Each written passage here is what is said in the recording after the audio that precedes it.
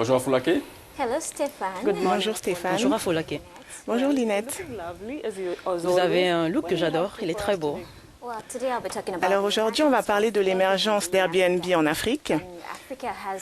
Il y a de nombreuses destinations touristiques en Afrique inconnues du grand public, mais il est désormais possible de les découvrir grâce à Internet qui se démocratise de plus en plus. L'émergence d'Airbnb en Afrique promet d'apporter une perspective différente du tourisme aux touristes, mais aussi aux logeurs sur le continent. Pour ceux qui ne connaissent pas Airbnb, il s'agit d'une plateforme communautaire de location de particulier à particulier. Elle permet de mettre en location pour une courte durée sa maison ou son appartement à un prix librement déterminé. Et en seulement 7 ans, ce leader de l'industrie hôtelière a conquis l'Occident et compte s'établir en Afrique. Depuis septembre, il est présent dans 10 pays africains, parmi lesquels l'Afrique du Sud, Madagascar, la Côte d'Ivoire, le Maroc, le Kenya, l'Éthiopie, le Zimbabwe, le Sénégal ou le Ghana.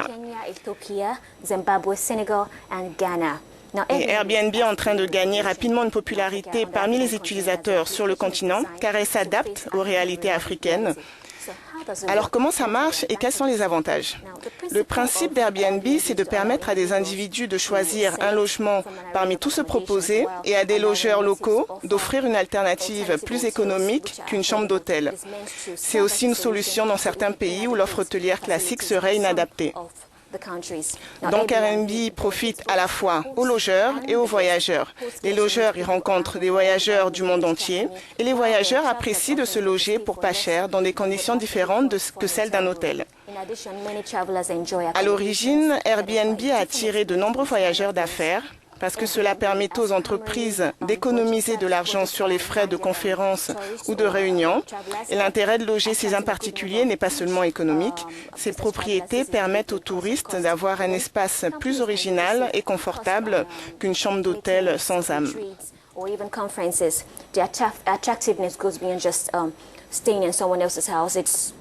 It's beyond the travel experience as well. The property allows travelers to make to trade on the cookie cutter size of hotel to that one that is much more unique and comfortable. Voilà, c'est beaucoup plus bénéfique et l'expérience est beaucoup plus pratique pour les voyageurs.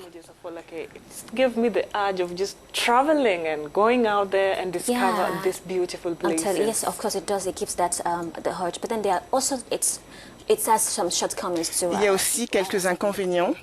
Malgré les avantages, il y a quand même des inquiétudes pour le logeur concernant notamment les dommages qui pourraient être causés à son domicile, à sa propriété. Et de plus, c'est le logeur qui décrit son bien sur Airbnb. Du coup, ça pourrait ne pas être conforme à la réalité. Il pourrait décrire un bien qui est supérieur en fait à la réalité sur le terrain. Il y a donc des avis partagés sur Airbnb. Certains sont globalement satisfaits de la qualité des services et d'autres sont assez déçus. Et enfin, il n'y a aucune mesure de sécurité qui n'est prise pour protéger les voyageurs.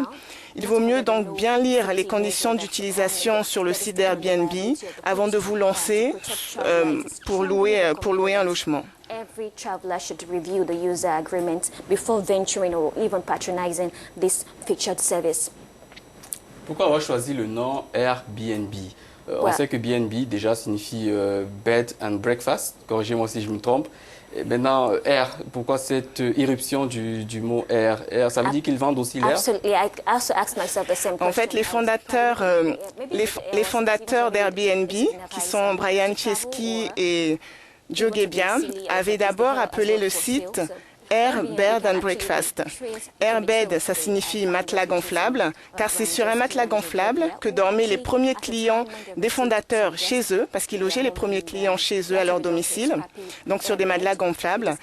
Et Bed and Breakfast, littéralement lit et petit déjeuner, pour la façon plus hospitalière de recevoir. Donc vous fournissez le matelas gonflable et vous offrez le petit déjeuner aussi. Et quand la société a commencé à connaître plus de succès, ils ont gardé le nom Airbnb. Il